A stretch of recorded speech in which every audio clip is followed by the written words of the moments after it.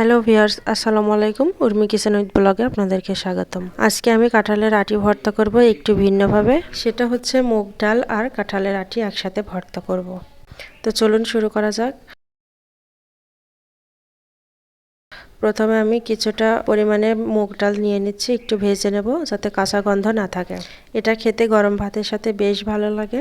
এরপর ভেজে নেওয়া হয়ে গেলে আমি একটু পানি দিয়ে ধুয়ে নেব 2-3 বার, তারপরে সিদ্ধ করতে দেবো। পানিটা 2-3 বার পাল্টিয়ে নিচ্ছি, এরপর দিব সিদ্ধ করতে।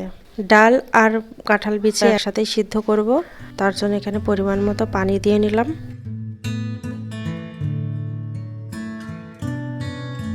এবার দিয়ে দেব কাঁঠাল বিচিগুলো।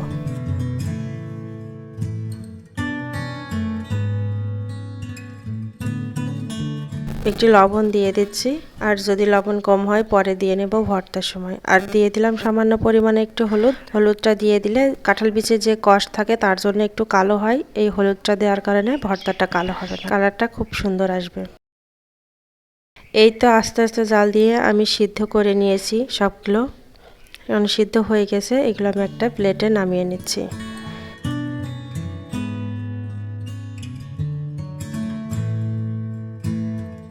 প্লেটে নামিয়ে এটা আমি ঠান্ডা করার জন্য এক সাইড করে রেখে দিচ্ছি।